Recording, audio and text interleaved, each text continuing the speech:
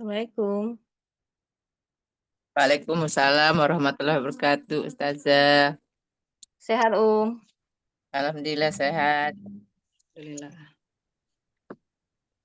Di chat audio suara saya kedengeran nggak, Umahat? Dengar dengar Ustazah.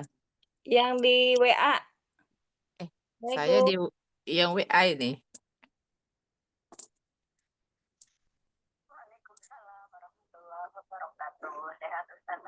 Alhamdulillah. Sehat, Umahat?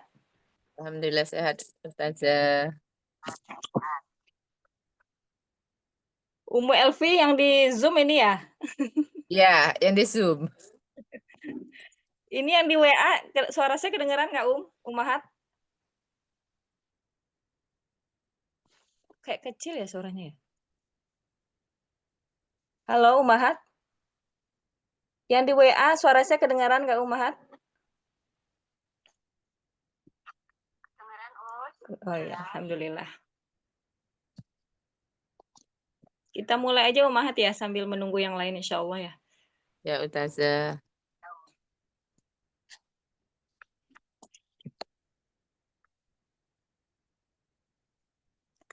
Assalamualaikum warahmatullahi wabarakatuh. Waalaikumsalam warahmatullahi wabarakatuh.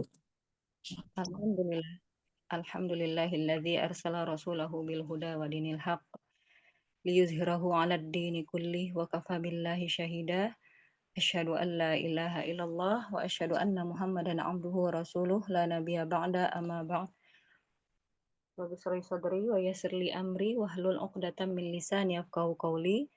Kita buka kajian kita pagi ini dengan membaca surat Al-Fatihah. A'udzubillahi minasyaitonirrajim. Bismillahirrahmanirrahim. Alhamdulillahirabbil alamin. Arrahmanirrahim. Maliki yaumiddin. Iyyaka na'budu wa iyyaka nasta'in. Ihdinas siratal mustaqim. Siratal ladzina an'amta 'alaihim ghairil maghdubi 'alaihim waladdallin. Amin. Allahumma sholli ala Muhammad wa ala ali Muhammad. Baik, Umahat, kita lanjutkan kajian kita ya, Umahat ya. Terkait dengan hari ini, kalau kemarin itu menyelidiki keimanan ya, atau istilahnya istiqomah ya. Hari ini insya Allah kita akan lanjutkan tentang materi bersikap dermawan ya. Bersikap dermawan. Apa itu bersikap dermawan, Umahat? Ya. Ini bersikap dermawan ini buat wanita kayaknya kita justru butuh dengan ini ya. Karena apa, Ya, karena apa? Karena dalam hadis itu disebutkan wanita itu paling banyak menghuni neraka ya. Disebutkan dalam hadis seperti itu, Maka kata Rasulullah SAW dari Abdullah bin Umar radhiyallahu an ya, Nabi Shallallahu alaihi wasallam beliau bersabda, "Wahai wanita, bersedekahlah dan perbanyaklah kalian beristighfar." Nah, ini ya. Karena apa? Karena sungguh aku melihat kalian sebagai penghuni neraka yang paling banyak. Berkatalah seorang wanita yang cerdas di antara mereka, "Mengapa kami sebagai penghuni neraka yang paling banyak?" Wahai Rasulullah, ya, wahai Rasulullah kalau dalam bahasa Arab itu kalau ya Rasulullah menjadi ya Rasulullah gitu ya. Kalau kaidah bahasa Arabnya seperti itu ya, ya. Jadi kenapa kita paling banyak gitu ya di neraka. Ya, maka beliau bersabda menjawab, karena kalian sering melaknat dan sering mengingkari kebaikan suami. Ya.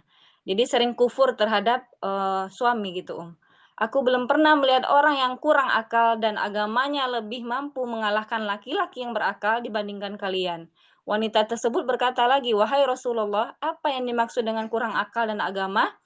Maka beliau Shallallahu alaihi wasallam menjawab, kurang akal karena persaksian 2 orang wanita setara dengan persaksian 1 orang laki-laki. Ya. Inilah makna kurang akal gitu ya. Dan seorang wanita berdiam diri selama beberapa malam dengan tidak sholat dan tidak berpuasa di bulan Ramadan. Karena apa? Karena haid. Maka ini maksud dari kekurangan dalam agama.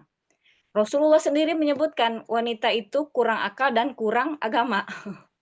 Kenapa disebut kurang akal, Karena apa-apa main perasaan, ya enggak? Kadang nggak, apa namanya, sulit berpikir logis gitu ya, nggak masuk akal kadang gitu ya. Perempuan itu karena perasaannya lebih lebih dominan. Sementara kalau laki-laki, dia logis ya, berpikir nggak ada pakai-pakai perasaan gitu ya, tapi memang ada sebagian laki-laki yang memang dia dominan perasaan juga ada gitu ya. Kemudian perempuan juga ada juga yang logis gitu ya, Om, ya, tapi kebanyakan. Kita berbicaranya, kebanyakan ya, bahwasanya wanita itu, eee, disebutkan oleh Rasulullah sendiri gitu ya, dan Allah Maha tahu ya, penciptaan perempuan itu seperti apa gitu ya. Maka wanita ini disebut dengan kurang akal dan kurang agama, ya. Kurang akal dalam artian tadi, eee eee, dominan perasaan, sementara kurang agama karena dia pernah setiap bulan haid gitu ya. Jadi, sholatnya tidak dia menjalankan sholat, tidak menjalankan puasa, ya. Tidak seperti laki-laki gitu ya, seperti itu ya. Jadi mafhum dari hadis, pemahaman, dari hadis ini, apa namanya, bahwasanya perempuan ini diperintahkan untuk bersedekah, memperbanyak sedekah. Karena dahsyatnya sedekah ini kelak yang akan bisa membantu manusia baik di alam kubur ataupun alam akhirat ya, ya.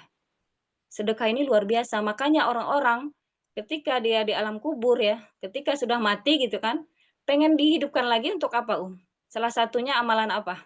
Bersedekah, ya. Mereka, karena dahsyatnya, mereka udah melihat sendiri ya, bagaimana keadaan di alam kubur ya, orang yang disiksa dan lain sebagainya, maka dengan amalan yang mereka lakukan di dunia itu ternyata untuk membantu mereka di sana gitu. Jadi pengen balik, "Ya Allah, balikkan kami kembali ke dunia, kami ingin bersedekah," gitu ya. Ada di surah Al-Mukminun, nanti akan kita bahas di kelas, khusus tentang kematian nanti insyaallah ya, ya. Umi pakai ini dulu, lagi dipakai. Ya, sebentar ya, ya.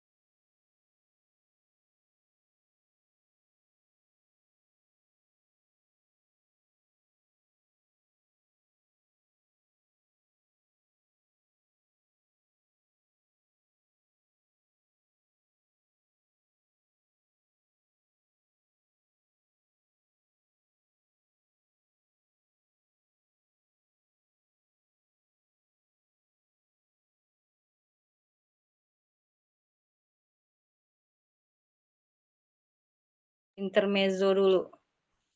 Ya, jadi tadi apa, eee, saking, wanita itu disebutkan, mayoritas penghuni neraka, maka kita diperintahkan untuk bersedekah ya, memperbanyak sedekah dan istighfar. Karena apa? Ternyata dahsyatnya istighfar dan sedekah ini bisa membantu wanita ini kelak nanti di akhirat ya. Kalau akhirat itu kan, dimulai dari alam kubur ya, ya. Alam barzah itu awal ya, awal dari akhirat sih ya. Jadi itu masa, apa namanya itu ya, kalau, naik pesawat itu, eee, transit ya, kita transitnya di situ, itu udah mulai di alam akhirat gitu ya. Maka sedekah ini ya, ahli kubur akan tahu gitu ya, bahwasanya sedekah ini sangat membantu mereka di alam sana gitu ya. Makanya mereka ingin dikembalikan ke dunia itu untuk apa, Tadi salah satunya untuk bersedekah. Insya Allah kan kita bahas di kelas nanti. Insya Allah ini ya bekal kematian insya Allah. Nah, jadi tadi ya dianjurkan wanita itu untuk bersedekah, ya, karena ini sangat bermanfaat bagi mereka kelak di akhirat, ya. Baik itu di alam kubur ya sampai kelak nanti di akhirat ya. Karena apa tadi ya? Karena wanita itu tadi disebutkan oleh Rasulullah sendiri gitu ya. Mereka kurang akal, kurang agama dan sangat kufur kepada suaminya. Kebaikan suami itu sangat apa namanya, saking dominannya perasaannya gitu ya, jadi jarang bersyukur dan berterima kasih kepada suami, ya. Dan ditambah lagi dengan lisannya gitu ya, disebutkan di hadis yang lain, wanita itu kelemahannya di lisannya juga. Padahal apa, Padahal lisan inilah yang paling banyak mengantarkan orang ke dalam neraka, ya. Di hadis yang lain banyak sekali ya, ya, terkait dengan lisan gitu ya. Menjaga lisan ini luar biasa gitu ya. Maka para wanita gitu ya, mereka sangat lemah di situ. Lisan, kemudian apa namanya? Pelayanan perbuatannya terhadap suaminya gitu ya. Kemudian tadi kurang akal dan kurang agama. Kurang akalnya apa tadi, dominan perasaan, kurang agamanya ini haid gitu ya. Jadi kalau laki-laki bisa puasa, bisa apa namanya? Sholat setiap hari, perempuan tidak full gitu ya. Maka disebutkan oleh Rasulullah sendiri kurang agama. Ya, ini dalam hadis ya, ya. Nah, kemudian hari ini kajian kita ya membahas tentang bersikap dermawan ya. Di sini saya sampaikan pengantarnya gitu ya. Sifat uang atau harta ini sebenarnya seperti air ya. Semakin dialirkan, maka dia akan semakin deras dan bersih. Nah, itu sifat harta ya. Semakin ditahan, maka semakin kotor ya, mampet dan kotor. Ya. Maka berbagi uang dan harta itu lebih baik daripada menahannya. Kalau mereka mengetahui ya manusia. Ya, manusia itu kan suka dengan harta ya, kelemahannya, Maka mereka lebih senang menahan dan apa namanya? Takut ya berkurang ya. Jadi kenapa orang yang bersedekah ini luar biasa pahalanya? Karena ini adalah simbol iman. Salah satu simbol iman. Kenapa, Kalau secara matematika manusia, uang itu kalau dikasih berkurang. Nanti gimana ya buat ini belum, buat itu belum gitu ya. Tapi kalau iman yang dikedepankan, maka nggak berpikir itu. Dia berpikir bagaimana dia dapat pahala yang banyak. Ya. Bagaimana dia berpikir ini bisa membantunya kelak di akhirat gitu ya. Dari alam kubur aja sudah merasakan ya bagaimana penduduk ahlu kubur gitu ya. Ahli kubur dia ingin kembali untuk bersedekah gitu ya. Ingat hartanya dulu yang itu gitu ya. Ingin disedekahkan, tapi udah nggak bisa. Sementara kita dikasih kesempatan hidup ya, masih ada waktu gitu ya.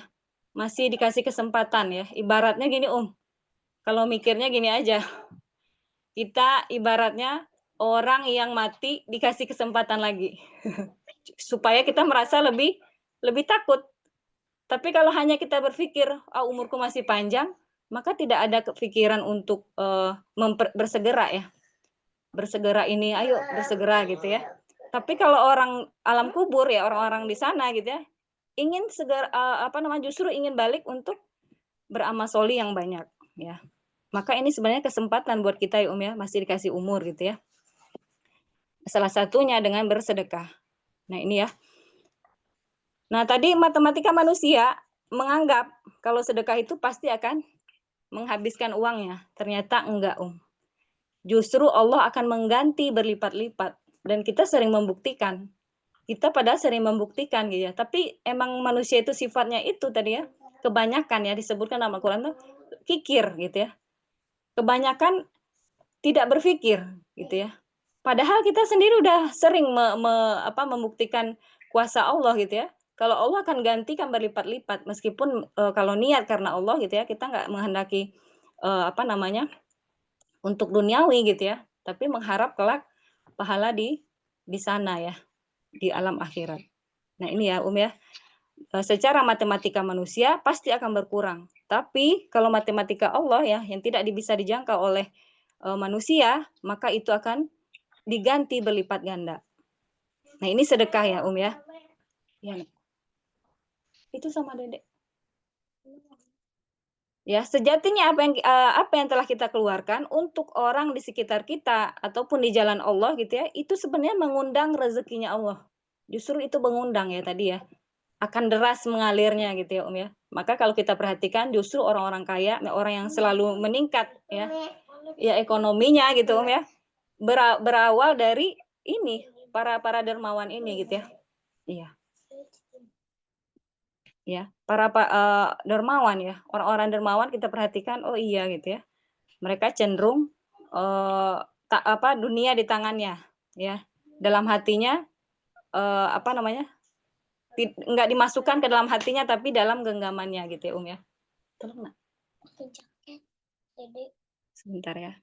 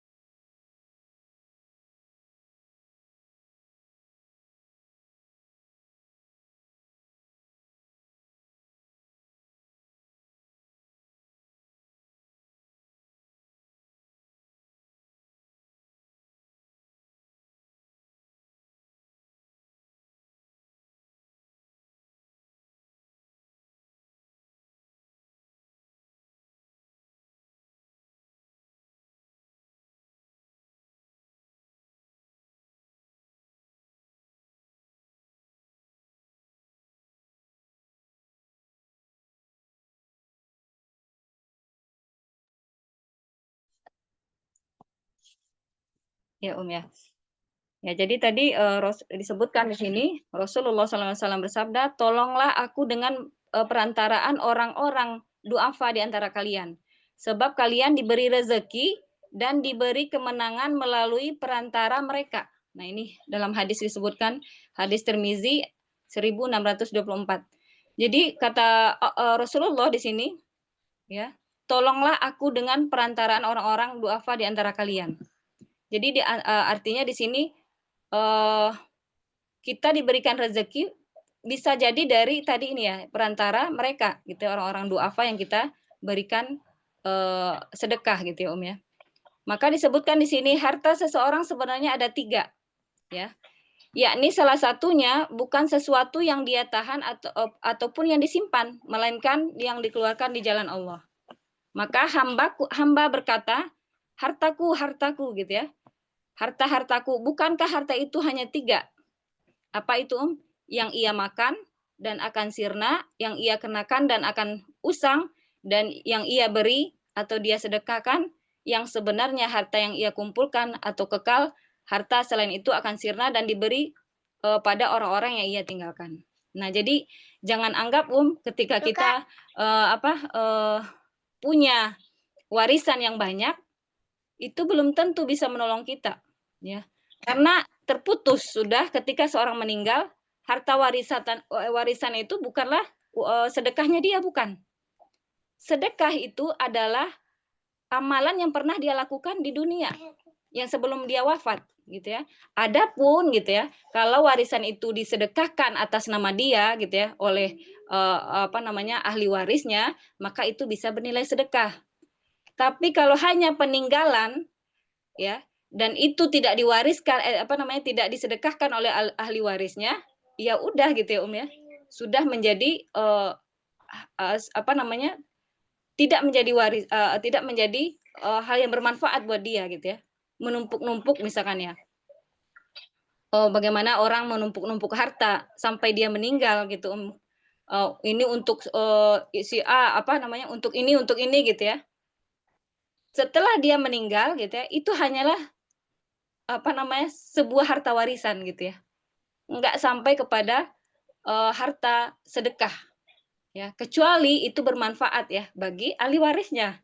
Misalkan membuat rumah tahfiz misalkan ya ya, atau rumah itu misalkan dibuat jadi rumah singgah dan sebagainya ya. Nah, ini jangan sampai akhirnya seseorang menganggap ya yang dia kumpulkan itu bisa bermanfaat memang sampai benar-benar itu menjadi dimanfaatkan oleh ahli warisnya sama abang. Sama abang jangan ganggu Umi dulu ya. Nah, ini Om ya. Nah, ini disebutkan di sini saat seorang menahan hartanya sama artinya dia membuat dinding pembatas antara dirinya dan rezeki Allah. Ketika dia menahan-nahan hartanya, sama dia membuat dinding pembatas antara dirinya dan rezeki Allah yang banyak. Ya, disebutkan dalam apa dalam surat Al-Qalam ya, ayat 17 sampai 19 artinya sesungguhnya kami telah menguji mereka. Ya, ini kaum musyrikin ya. Sebagaimana kami telah menguji pemilik-pemilik kebun ketika mereka bersumpah bahwa mereka sungguh-sungguh akan menarik hasilnya di pagi hari. Afwan ya, bentar ya ya.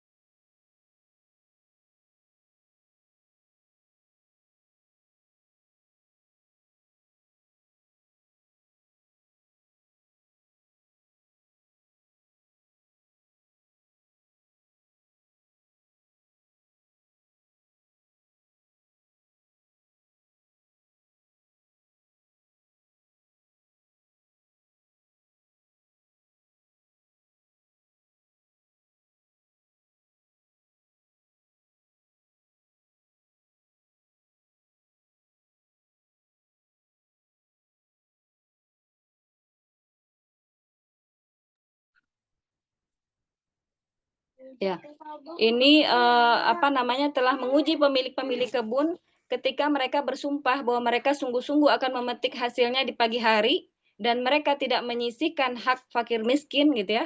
Lalu kebun itu diliputi malapetaka yang datang dari Tuhanmu ketika mereka sedang tidur. Maka Allah menguji ya sebuah penduduk pemilik kebun yang berbuat dosa. Jadi mereka ini mau panen gitu ya, tapi takut ketahuan sama orang-orang ya, takut diminta gitu ya. Maka pada waktu itu Allah hancurkan ya kebunnya. Ya, Allah datangkan malapetaka karena mereka berniat panen secara sembunyi-sembunyi di pagi hari agar tiada yang mengetahui ya, termasuk orang-orang miskin. Ya, Bahkan hingga memastikan bisa panen ya, mereka tidak membaca insya Allah ya. Jadi memastikan besok kita mau panen gitu ya, tanpa menyandarkan diri mereka kepada Allah. Sehingga Allah pun menghilangkan rezeki tersebut ya buat mereka dengan terjadinya malapetaka atau wabah ya terhadap kebun mereka. Ini di tafsir Ibnu Katsir ya ya, di surat Al-Qalam ayat 17 sampai 19. Jadi orang-orang yang berniat nggak ingin bersedekah tadi ya, orang yang berniat padahal mampu tapi tidak memberikan orang miskin, maka Allah hancurkan hartanya. Allah hancurkan hartanya di sini ya. Adapun pelaku maksiat ketika mereka berlimpah rezekinya itu adalah istidraj ya. Azab berupa nikmat atau jebakan dari Allah kepada pelakunya agar terlena. Mereka terlena dengan hartanya ya Betapa banyak orang-orang kafir Allah kasih nih justru banyak ya rezekinya gitu ya. Karena apa? Itu bentuknya istidraj. Mereka tidak merasa itu adalah sebuah hukuman ya. Tapi kalau orang beriman ya, ketika dia berbuat dosa misalkan kemudian Allah tegur, itu bentuk kasih sayang Allah gitu ya. Salah satunya dengan ketika seorang sudah menahan hartanya ya dan tidak memberikan kepada orang yang berhak. Karena harta kita ya setiap dari harta kita itu ada hak orang miskin ya. Jadi setiap harta kita itu ada hak orang lain di situ yang harus kita keluarkan gitu ya. Ya kalau misalkan nggak perlu banyak sebenarnya ya, yang nggak harus jutaan gitu ya, atau ratusan ribu setiap hari misalkan ya. Tapi ya bisa 2.000 gitu ya. Berapapun kita keluarkan gitu harta, karena dari setiap harta kita itu ada hak orang lain di situ gitu ya. Maka setiap hari kita sedekahkan ya. Sedekahkan harta. Makanya tadi ya malaikat itu datang di pagi hari, yang satu mendoakan orang yang bersedekah hari ini gitu ya. Yang kedua, malaikatnya berdoa untuk menghancurkan harta si bakhil. Yang satu lagi di pagi hari itu ya. Makanya orang berbondong-bondong sekarang ya, ada sedekah subuh dan sebagainya. Karena memang terbukti ya, terbukti ya janji Allah itu pasti ya. Ketika kita bersedekah justru berlipat ganda ya. Yang nggak disangka-sangka. Berlipatnya itu nggak disangka-sangka gitu datangnya ya. Dan kita sering membuktikan tentunya ya. Dan sering membuktikan itu ya. Nah ini ya. Jadi ketika mungkin punya bisnis misalkan ya, sisihkan ya di kaleng atau di kotak khusus untuk memberikan hak orang-orang miskin ya. Bisa jadi di sekitar kita ada yang kelaparan kita nggak tahu. Bisa jadi gitu ya. Atau minimal setiap hari yang punya m-banking gitu ya, sedekah ke Palestina ya. Sekarang kan paling udah dahsyat banget ya. Apa namanya? Banyaknya warga Gaza ya, itu yang kelaparan, jadi yatim piatu gitu ya, yang mereka tidak bisa makan, justru untuk para donatur aja susah gitu ya untuk masuk gitu ya ya, memberikan bantuan gitu kan. Maka kita yang banyak harta gitu ya, mengapa mungkin bisa jadi ya, bencana datang gitu ya, ketika musibah datang gitu ya, bisa jadi ada hak orang miskin yang belum kita tunaikan. Ya, makanya disebutkan sedekah itu penolak bala benar. Benar adanya. Dan tidak bersedekah Allah akan hancurkan harta kita bisa emang betul gitu ya. Begitu adanya ya ya. Dan itu sudah sering dibuktikan. Seperti itu ya ya. Jadi setiap harta kita sisihkan meskipun sedikit setiap hari untuk apa namanya orang-orang yang kita nggak tahu di sekitar kita butuh gitu ya ya. Atau mungkin lewat m-banking ya. Mungkin Umaha di sini udah ini ya, udah semuanya insya Allah ya. Kita di sini saling apa namanya saling mengingatkan ya ya. Maka di sini dari Ibnu Mas'ud mengatakan bahwa Rasulullah SAW bersabda, hati-hatilah kamu terhadap perbuatan maksiat, sesungguhnya seorang yang melakukan perbuatan dosa, rezekinya menjadi terhalang, padahal sebelumnya telah disediakan untuknya. Tafsir Ibnu Katsir di surat Al-Qalam ayat 17-18. Jadi Allah itu sudah menyiapkan nih untuk kita sebenarnya gitu ya. Tapi karena dosa yang kita lakukan, Allah belum berikan itu gitu ya. Allah suruh menyempurnakan diri kita dulu. Sempurnakan taubatnya dulu gitu ya. Disuruh bertaubat dulu membersihkan diri dulu, baru kemudian nanti Allah berikan apa yang kita inginkan gitu ya. Tapi terkadang ini ya ya, saya jadi berpikir ada saudara ya, sampai mati itu miskin ya. Mintanya dari waktu hidup gitu ya, pengen kaya, tapi nggak kaya-kaya sampai mati. Ya. Nah ini ya, kalau kita lihat dari bagaimana Allah mengabulkan doa gitu ya yang pertama apa dikabulkan langsung di dunia. Yang kedua, Allah ganti dengan yang lebih baik atau dengan kita dijauhkan dari keburukan ya, dengan setara dengan apa yang kita minta gitu ya, tapi bentuknya dengan bentuk yang lain. Yang ketiga itu Allah ganti di akhirat. Ya. Kalau manusiawinya ya, manusia itu pengennya langsung dikabulkan di dunia ya ya. Tapi padahal apa lebih baik dikabulkan di akhirat sebenarnya. Karena pahala yang sangat kita butuhkan itu nanti di sana. Ya. Jadi kalau berpikir matematika kita gitu ya, manusia itu cenderung kan pengen tergesa-gesa ya. Segera gitu ya, pengen dapat langsung gitu ya. Padahal ternyata dengan diganti di akhirat itu ternyata lebih baik daripada Allah ganti di dunia. Sebagaimana orang tadi minta dia bisa dimampukan ya Allah gitu ya untuk bisa bersedekah yang banyak misalkan ya tapi Allah nggak kasih kesempatan itu, Allah ganti nanti di akhirat kayaknya nanti di sana jadi jangan sedih ketika memang kita Allah masih apa namanya belum mampukan kita dari sisi harta ya seperti itu ya. Jadi banyak ya cara cara kita untuk bisa menjadi orang yang dicintai Allah ya ya. Salah satunya kalau punya harta berarti dengan menginfakkannya ya.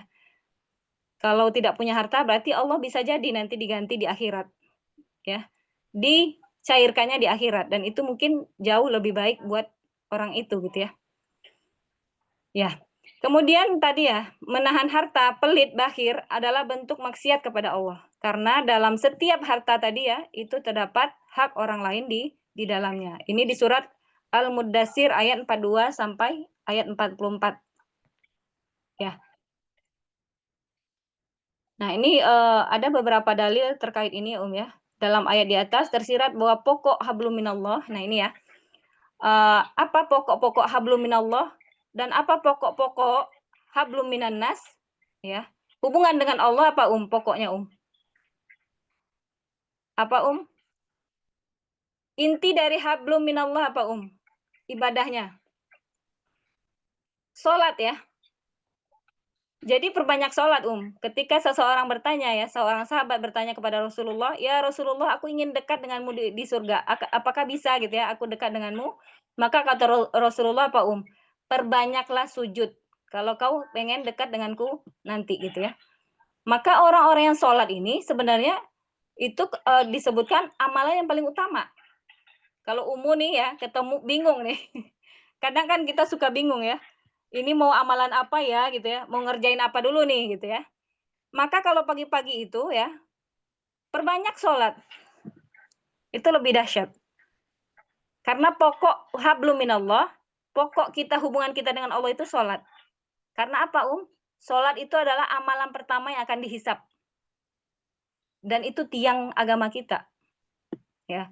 Jadi seseorang bingung ketika ada beberapa amalan nih yang mau aku lakukan nih. Ada waktu kosong misalkan ya. Ambil wudhu, sholat. Ya. Sholat itu adalah pokok hablum minallah. Ya. Pokok seseorang dalam hubungannya dengan Allah. Kita berdialog dengan Allah langsung gitu Coba lihat di surah Al-Fatihah Pokok hablum minallah itu udah kita pernah bahas ya. Surah Al-Fatihah itu kita lagi ngobrol sama Allah itu Coba dihayati ya. Dihayati arti dari Al-Fatihah itu sendiri, kita lagi ngobrol tuh sama Allah gitu ya. Ya. Lagi apa Lagi berdialog. Maka disebutkan pokok hablum minallah seorang hamba dengan Robnya adalah ketika sholat. Jadi ketika dihadapkan dengan banyak amalan, jangan bingung, sholat dulu. Itu kalau saya pribadi seperti itu ya. Karena apa Di alam kubur, nanti yang paling atas di dekat kepala kita apa Sholat kita. Dekat kepala kita ya, itu adalah sholat. Kiri dan kanan itu puasa dan zakat ya. Dan di bawahnya ada lagi amal-amal yang lain. Ya seperti itu ya gambarannya gitu ya ya. Mungkin nanti akan kita bahas ya lebih rincinya. Nah, maka pokok seseorang hablum minallah adalah sholat. Maka pokok inti dari hubungan dengan manusia hablum minan nas apa sedekah dan memberi orang makan. Ya. Pokok dengan hubungan kita dengan manusia apa sedekah atau memberi orang makanan gitu ya ya. Itu yang luar biasa pahalanya gitu ya ya. Ya selain amalan yang lain ya, tapi ini disebutkan pokoknya ini adalah syarah ya, syarah dari kitab tafsir Ibnu Katsir. Sedangkan pokok hubungan dengan manusia adalah kita sedekah, berbagi gitu ya ya. Maka orang yang dermawan ini justru dahsyat ya, pahalanya luar biasa. Karena mengalir terus ya ya. Amalan cerdas ya. Kalau disebut itu amalan cerdas, salah satu amalan cerdas apa Sedekah. Amalan yang mengalir ya. Yang mengalir sampai di surga ya. Dan saat bertemu dengan Allah ya, yang menjadi pokok hablum minan nas ya adalah sedekah atau zakat ya, dan terkait dengan sosial ya. Ibadah-ibadah sosial itu pahalanya mengalir ya ya. Seperti itu. Jadi ada pokok hablum minallah, ada pokok hablum minan nas. Pokok-pokok yang berhubungan dengan Allah tadi adalah sholat. Sholat itu adalah ibadah yang utama, maka kita benar-benar kualitaskan sholat kita, berkualitas gitu ya. Itu udah kita bahas ya, bagaimana sholat yang khusyuk gitu ya. Meskipun tidak akan sulit ya, akan sulit sekali gitu untuk khusyuk 100% itu jarang. Bahkan para sahabat juga nggak bisa sampai menangis ya Para sahabat bertanya, ya Rasulullah gitu ya, aku kok susah khusyuk gitu kan, sampai menangis itu ya. Ada di hadis itu ya, mungkin bisa dicek lagi itu. Maka kata Rasulullah apa? Allah akan melihat upaya kita. Upaya kita untuk mencoba untuk fokus gitu. Gimana caranya kita khusyuk itu ya, benar-benar khusyuk kualitas sholat itu ya, itu adalah bagaimana kita mengupayakannya. Upaya kita yang Allah lihat, karena memang nggak jarang manusia yang bisa khusyuk gitu, kecuali Rasulullah, mungkin para nabi mungkin ya. Tapi kalau para sahabat sendiri gitu ya, nggak bisa, susah gitu khusyuk yang meskipun udah tahu artinya juga ya, susah gitu ya, susah untuk khusyuk. Ya, maka kata Allah, kata Rasulullah pada waktu itu, Allah melihat ikhtiar kita gitu ya untuk, mencoba selalu khusyuk. Ya, kita paham kita berhadapan dengan siapa saat sholat. Kita paham kita menghadap siapa ketika sholat. Kita paham kalau kita itu sedang ngapain gitu ya. Kita paham kalau kita sedang berdialog gitu ya. Nah, untuk menghadirkan hati itu nggak mudah gitu Sahabat sendiri yang kualitas imannya jangan ditanya gitu ya, masih sulit gitu ya. Bagaimana kita dengan manusia yang kita masih cenderung lebih, mengedepankan hawa nafsu mungkin ya, termasuk saya pribadi gitu ya, untuk khusyuk itu luar biasa. Maka amalan yang sangat kita prioritaskan itu sholat ya, memperbanyak, sujud. Memperbanyak sujud artinya ya kita sholat duha, sholat rawatib gitu ya, ya, sholat, tahajud, sholat malam dan lain sebagainya, witir ya. Itu dengan memperbanyak itu insya Allah ya, itu salah satu, bekal kita kelak, di akhirat ya, yang utama. Kemudian tadi sedekah ya, sedekah dengan hubungan kita dengan manusia, memperbanyak orang dermawan itu cenderung disukai ya. Coba siapa sih kalau orang nggak suka dengan orang yang dermawan ya, kecuali ini nanti ada pengecualian lagi, orang yang suka memberi tapi menyakiti. Nah ini menyakitinya ini bahaya. Menyakiti ini di neraka ya, ya. Lisan tadi ya, lisan yang berbahaya ini tempatnya di neraka. Bahkan orang yang paling dermawan pun, ya. Ada orang yang suka ngasih terus, ya, tapi dia nyakitin gitu ya, mulutnya. Disukai nggak, Nggak disukai. Yang dermawannya ketutup gitu ya. Jadi nggak diingat dermawannya gitu ya. Yang diingat apa, Mulutnya yang menyakitkan ya. Maka kata Rasulullah, orang yang rajin, beramal tapi mulutnya menyakiti gitu ya, maka tempatnya di neraka. Itu langsung Rasulullah yang menyampaikan ya, ya. Ada orang yang biasa-biasa aja gitu ya amalannya gitu ya, tapi menjaga lisannya dan tempatnya di surga kata Rasulullah. Sampai seperti itu, Jadi buat apa kita, melakukan amal-amal sholih, ternyata ada lisan kita yang sangat menyakitkan orang lain misalkan ya. Bahaya ya lisan ini ya, Maka tadi penduduk neraka salah satunya apa, Orang yang lisannya susah ya menjaganya gitu ya. Bentar-bentar gibahin orang, bentar-bentar fitnah, bentar-bentar, nyakitin orang, merendahkan orang, ya, menghinakan orang lain gitu ya. Maka tempatnya di neraka. Meskipun dia dermawan, dermawannya nggak diingat. Manusia nggak ingat itunya gitu ya. Tapi kalau orang yang mulia, akhlak mulia, yang dermawan, wah itu Masya Allah ya. Dan mudah-mudahan kita, Allah mudahkan ya ya, diberikan taufik, seperti itu ya. Banyak orang yang husnul khotimah ya dari orang-orang dermawan Itu, saya sering, kisah hikmah ya. Saya tuh orangnya suka dengan kisah hikmah, Jadi orang yang meninggal kalau saya lihat, akhirnya, saya nanya ke keluarganya. Nanya ke keluarganya biasanya kalau, oh husnul khotimah luar biasa gitu ya, menakjubkan, saya nanya, "Apa amalannya sih?" Gitu ya, sampai kayak gitu ya, ya. Ada teman Kakak yang meninggalnya senyum gitu ya, bener-bener senyum gitu, senyum, sumringah itu, gitu ya. Ternyata memang gitu, orang yang ini bermanfaat. Orang tuh butuh banget sama dia gitu, Apa-apa dia selalu, bisa menolong gitu ya.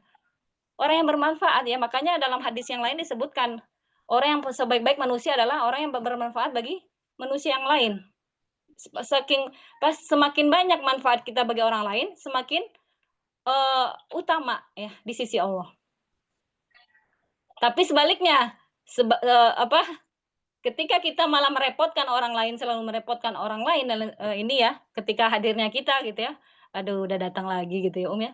Nah ini kita, kalau bisa kita hindari ya. Kenapa orang bisa kayak begitu gitu, ya. Mudah-mudahan kita termasuk orang yang golongan tadi ya, yang bermanfaat buat orang lain. Ya, ini orang-orang yang sering ya kita temukan orang-orang husnul khotimah ini salah satunya sering sedekah, terus bermanfaat buat orang lain. Saya perhatikan seperti itu. Karena tadi ya kisah-kisah hikmah yang yang sangat bermanfaat buat kita nanti ya, bekal kita gitu.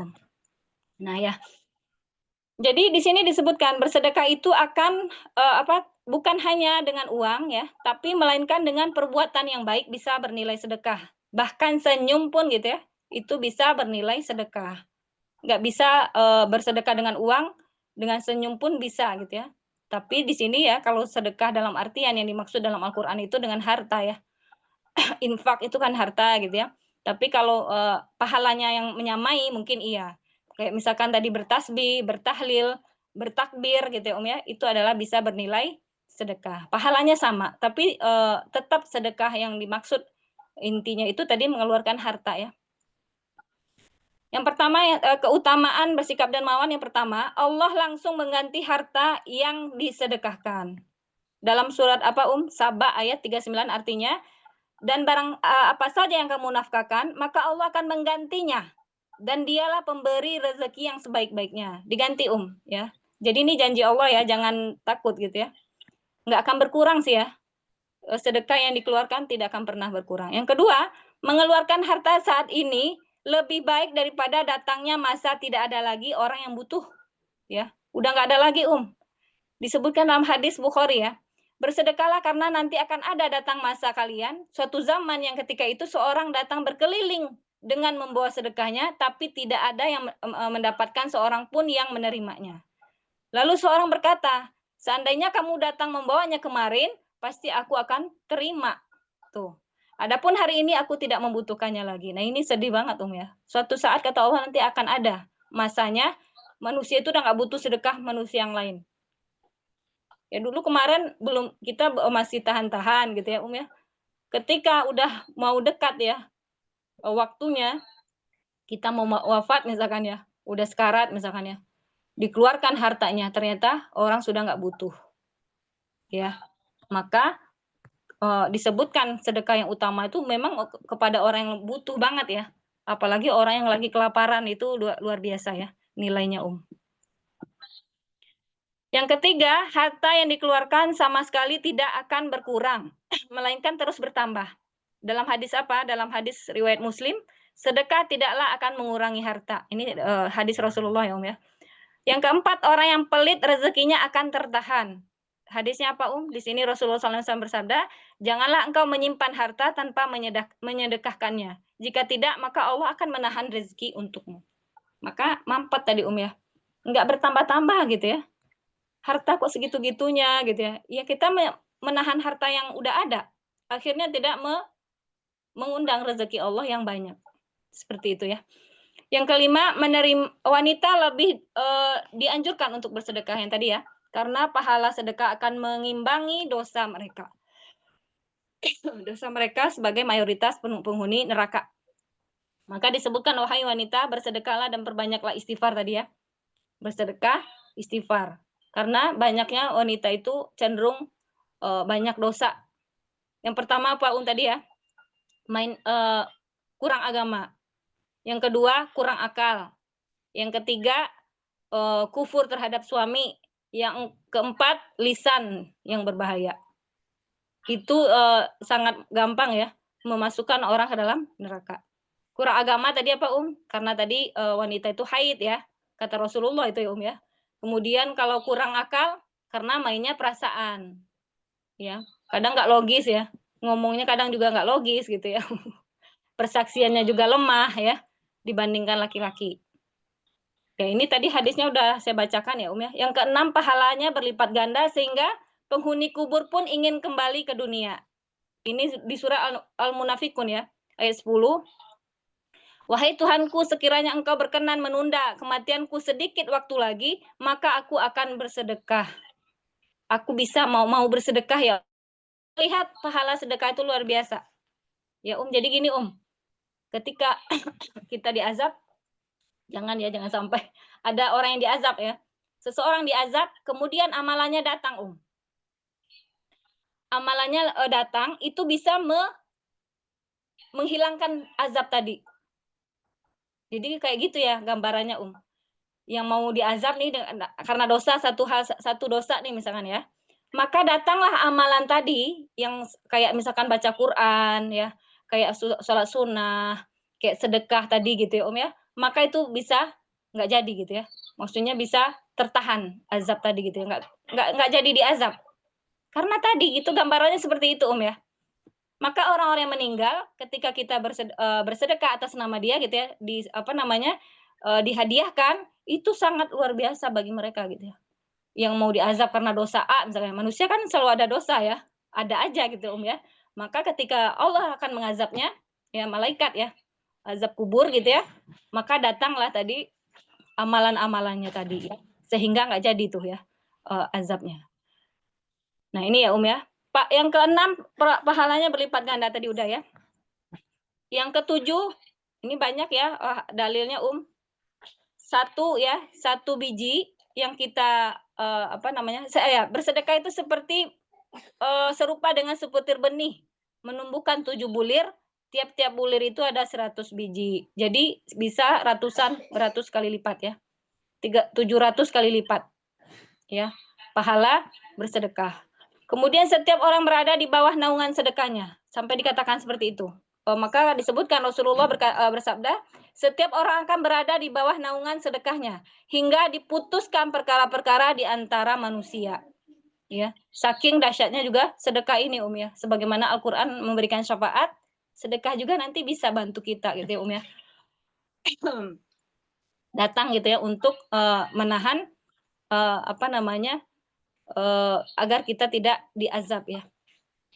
Ada mungkin dosa-dosa kecil, dosa-dosa yang dulu belum ditaubati misalkan ya ya, maka dengan amalan-amalan seperti ini bisa membantu seseorang.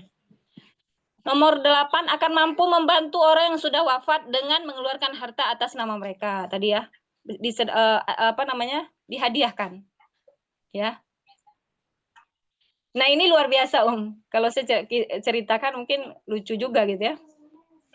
Tapi ini kalau ini direkam ya, nggak usah nanti aja ceritanya ya.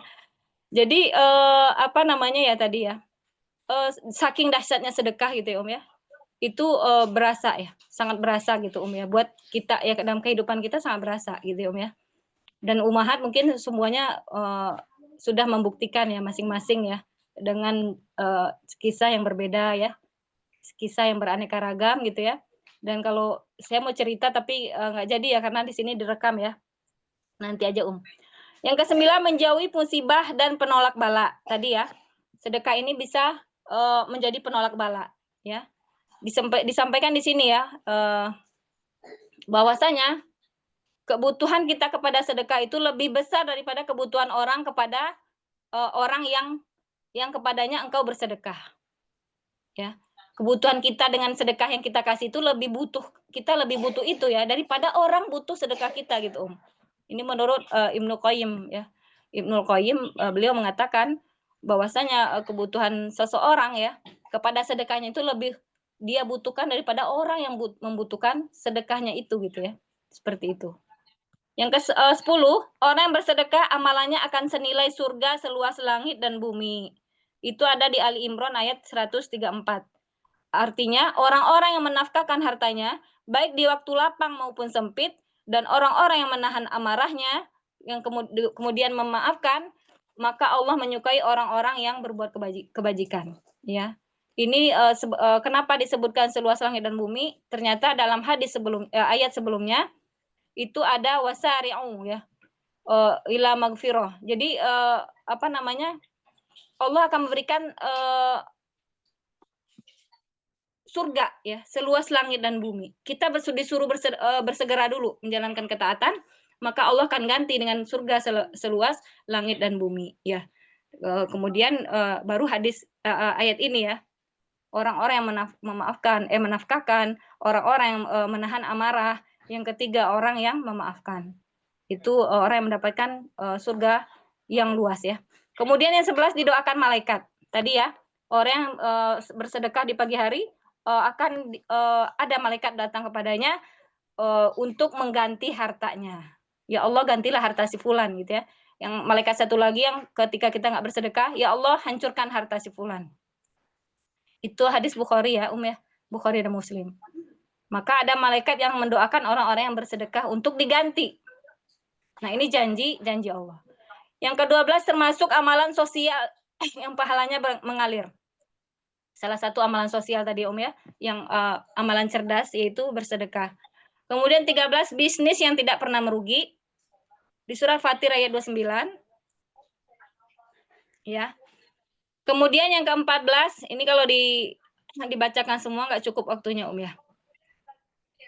Tetap dermawan saat tidak punya merupakan salah satu perkara yang berat dan pahalanya juga berat di timbangan. Yaitu disampaikan di sini Imam Syafi'i ya, rahimahullah berkata, perkara yang paling berat ada 3. Dermawan ketika sedikit harta, warok ketika sendirian, dan mengatakan kebenaran di sisi seseorang yang diharapkan atau ditakuti ya. Ini sesuatu yang berat ya, dan pahalanya luar biasa tentu ya ya. Ya. Nah, larangan dalam menggunakan harta sekarang ya. Larangannya apa aja Yang pertama, jangan menghitung-hitung sedekah.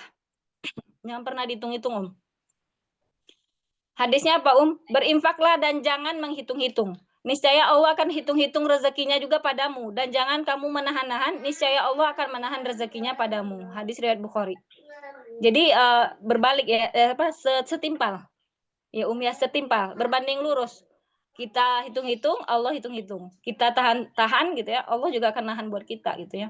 Sebaliknya, kita alirkan, Allah juga akan alirkan ke kita gitu ya. Berbanding lurus ya, bahkan berlipat-lipat ya. Kalau berbanding lurus sama ya. Kalau ini baliknya lebih banyak gitu. Yang kedua, jangan menyimpan tanpa ada yang disedekahkan. Jangan menyimpan harta ya. Nah ini ya. Kebanyakan kadang kita menabung nggak ada tujuan Nah ini bahaya ya. Kalau saya pribadi ya, ada orang yang dia menabung misalkan tanpa ada tujuan ada gitu ya. Tapi kalau untuk kehati-hatian gitu ya, kalau menabung itu harus ada tujuan Misalkan buat haji, itu jelas ya. Misalkan atau untuk masuk biaya pendidikan anak gitu ya. Tapi kalau menyimpan harta, menahan-nahan gitu ya, tanpa kita keluarkan sedikit pun gitu ya, ini bahaya ya. Itu akan menjadi bumerang buat kita Ya, bahaya betapa banyak orang yang akhirnya menyesal ya. Karena dia menahan-nahan hartanya dan mengumpul-ngumpulkan hartanya tanpa dia mau memberikan hartanya itu. Ini yang kedua ya. Jangan menyimpan-nyimpannya. Yang ketiga, jangan menyebut-nyebut pemberian kepada orang lain.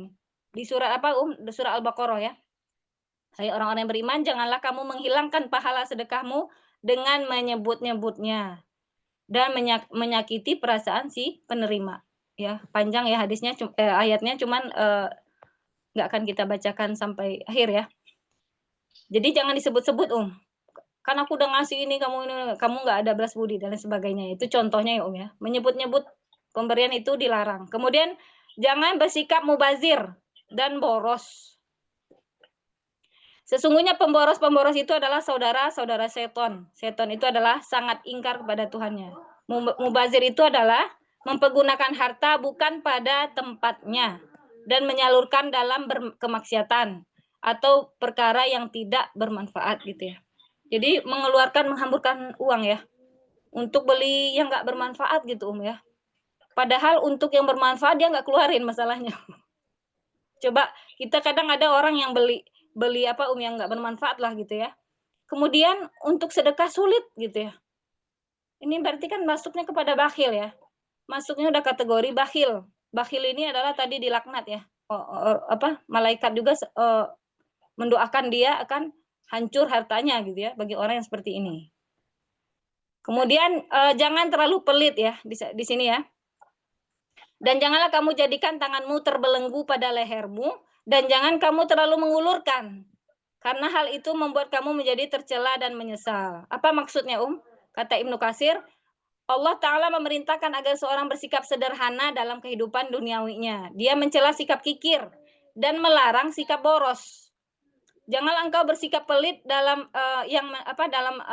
harta ya. Harta itu dia tahan gitu ya. Kemudian tidak memberikannya kepada seorang pun. Jangan juga berlebihan. Maksudnya apa, Dalam membelanjakan. Sehingga pemberianmu terhadap orang melebihi kemampuanmu. Kemampuan kita nggak mampu gitu ya, tapi berlebihan ya. Terlalu mengulurkan, yaitu tadi ya dalam ayat itu ya disebutkan terlalu mengulurkan. Dan pengeluaranmu melebihi penghasilanmu, sehingga engkau terjebak dalam celaan manusia karena kekikiranmu dan mencercamu. Mereka tidak membutuhkanmu pada saat engkau mengulurkan pengeluaranmu di atas kemampuanmu, maka dirimu tidak akan memiliki sesuatu yang dapat engkau infakkan. Sehingga kamu menjadi seperti hasir, yaitu sebuah hewan tunggangan yang tidak mampu lagi berjalan. Pas ada semuanya brek gitu ya. Untuk keluarganya nggak ada lagi gitu ya, untuk dirinya juga nggak ada lagi. Nah, meskipun ya para sahabat ini udah kaliber ini ya, mereka seluruh harta mereka diinfakkan. Tapi maksud di sini bukan itu ya ya. Ini yang untuk tanpa tujuan ya, mengulurkan tadi ya boros ya. Tapi kalau untuk sedekah di jalan Allah itu beda ya, beda penjelasan ya. Nah ini beda penjelasan yakni orang yang seperti Abu Bakar tadi ya, yang seluruh harta beliau gitu ya disedekahkan. Sebagaimana Abdurrahman bin Auf ya, yang kaya raya, semua hartanya juga dikeluarkan tapi ada lagi gitu ya, dikeluarkan ada lagi gitu ya ya. Nah ini ya. Diskusikan.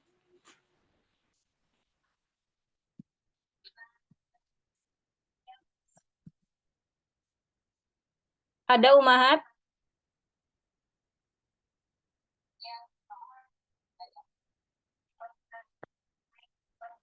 Ada yang kita mau diskusikan dulu terkait dengan bersikap dermawan?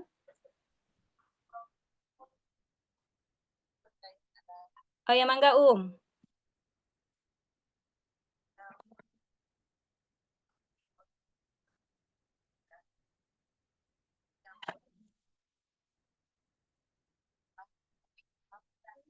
Suaranya kecil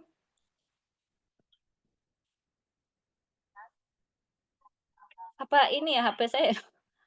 Kurang kedengeran ya? Suaranya nih. Oh iya ya. Ya udah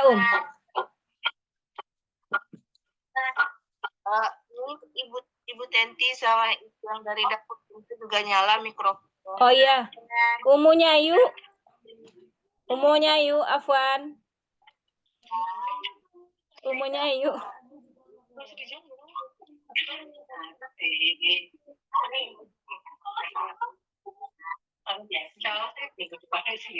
Halo. Umu Tenti sama Umunya Ayu Afwan. Bisa di-mute dulu nggak Halo, Umu? Iya. Mangga Umu Bunga. Beberapa hari yang lalu gitu Ustazah, ada seorang senior bilang gini, Bunga boleh minta tolong nggak? Sebenarnya minta tolong, maaf banget ini sebenarnya nggak enak, tapi gimana ya, boleh minta tolong nggak? Kenapa ini? Saya tanya, ini anak saya yang kemarin meninggal, ternyata dia punya pinjaman pinjol, bisa nggak saya pinjam gitu. Saya karena dengar alasannya pinjol, dan saya juga nggak punya gitu Ustazah, jadi saya bilang maaf ya Uni, saya nggak bisa gitu. Itu hukumnya nggak Ustazah. Ya. Kalau untuk meminjamkan atau tidak meminjamkan itu memang pilihan kita ya ya. Memang ketika kita ada gitu ya, kita pinjamkan itu utama ya. Tapi dilihat dulu yang minjam nih. Orangnya jujur nggak? Terkadang ada kita meminjamkan justru nambah dosa kita. Karena kita manusia ya. Manusia itu pasti ketika ada orang minjam dan nggak jujur, yang timbul apa di hati kita? Pasti, ini orang kok gini sih gitu ya. Pasti ada marah ya. Manusiawi ya. Manusiawi ketika ada orang yang marah dengan hartanya nggak dibalikin gitu ya ya. Nggak dikembalikan. Haknya nggak dikembalikan. Bahkan orang yang mati membela hartanya, dia masuk syahid. Kalau harta kita gitu misalkan ya, nggak dibalikin orang gitu, kemudian kita marah, itu memang seperti itu, hak orang itu gitu ya. Nah, tapi gini ya, kalau misalkan kita ridho. Nah, kan ada dua pilihan ya. Kalau bisa ridho dan kita anggap itu ya udahlah, saya putihkan misalkan ya. Untuk sedekah aja gitu ya. Maka itu lebih utama tentu ya. Nah, adapun kalau kita nggak punya kayak misalkan ada datang orang yang minjem, kita udah tahu orangnya kayak gimana. Padahal kita ada uang. Dalam bentuk kita sayang ya supaya tidak terjadi kezoliman dari dirinya, maka nggak apa-apa. Kita menolak aja gitu ya. Maaf saya nggak bisa bantu. Ya ya. Karena tadi tadi ya, manusia itu terkadang kalau dia minjam gitu ya, itu dengan segala cara upaya bisa alasannya banyak gitu ya. Dengan segala cara gitu ya, bisa minjam tapi dibayar enggak gitu ya ya. Maka kita ini boleh untuk menolaknya dan sampaikan, maaf saya saat ini saya belum bisa bantu ya. Karena apa? Karena bisa jadi itu bentuk pengajaran buat dia. Karena memang tahu orangnya misalkan nggak jujur ya. Kalau dia minjam lagi nggak akan dibayar gitu ya. Pasti dia akan melakukan perbuatan yang itu lagi, menzolimi diri sendiri ya. Dan juga menzolimi diri kita juga ya. Orang tempat dia minjem uang gitu ya. Maka sama artinya kita membantu dia juga ya. Supaya dia nggak berlaku zolim lagi. Kan ada orang yang kayak gitu ya. Bentar-bentar minjam tapi nggak niat untuk membayar. Maka kita boleh menolak itu seperti itu. Ya.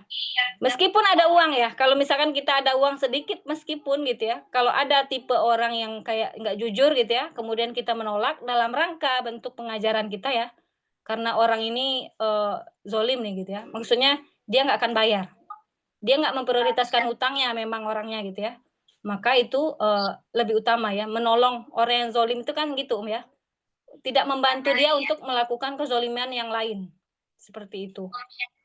Jadi nggak salah ya ya, nggak salah. Gimana Yang membuat saya tidak ingin membantunya itu tapi saya teringat kisahnya Rasulullah, ada seorang sahabat yang dimakamkan gitu Ustazah. Oh iya. Rasulullah bertanya, apakah si fulan ini punya hutang? Iya. Ya, siapa yang akan bertanggung jawab? Katanya, saya. Kemudian dikuburlah si fulan ini. Tapi Rasulullah selama berapa kali bertanya, apakah sudah kamu bayar? Belum Rasulullah. Apakah sudah kamu bayar? Bayarlah, kata Rasulullah. Setelah dibayar, karena hutang si fulan yang sudah dimakamkan tadi, baru Rasulullah tenang. Lalu teringat kisah ini, apakah saya tidak ikut serta dalam meminjamkan sementara beliau sudah meninggal gitu, dan ada hutang pinjolnya yang harus dilunasi gitu Ustazah. Iya. Kalau misalkan kita ridho, kita bantu ya, lillahi ta'ala, kita ingin dapat pahala semata-mata untuk Allah, kita ada sisa buat anak-anak ya mungkin ya. Maka itu lebih utama. Lebih utama, tapi tidak menjadi kewajiban lagi-lagi Karena tadi bisa jadi ada timbul aduh, nanti nggak ini gitu ya, timbul justru nggak ridho gitu ya. Justru nambah dosa kita gitu Yang ditimbulkan dari situ akhirnya dosa, maka lebih baik tidak ya, daripada menimbulkan dosa. Tapi kalau kita ridho hanya semata-mata untuk Allah, untuk tabungan kita di akhirat, itu tentu lebih utama gitu Seperti itu. Iya. Afwan. Jadi memang ada kita memang ada manusia itu manusiawi ya. Nggak ridhonya ya, merasa berat gitu. Kalau merasa berat ya, misalkan ke Palestina, kita menolak orang yang ini, kita cari pahala yang lain yang benar-benar kita ridho. Kalau kita nggak ridho dengan ini, kemudian kita paksakan gitu ya, kita nilainya berkurang ya, nggak dapat gitu maksudnya, nggak sampai ikhlas ya akhirnya gitu Jadi cari yang benar-benar kita bisa ikhlas.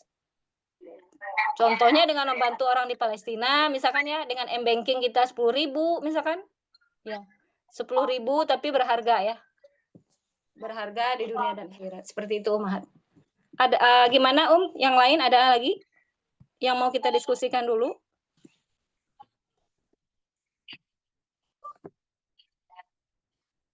Kalau tidak ada, kita tutup ya Ummahat ya. Kalau tidak ada lagi yang mau kita diskusikan, kita tutup dengan doa penutup majelis. Ya Umu Nafi mau?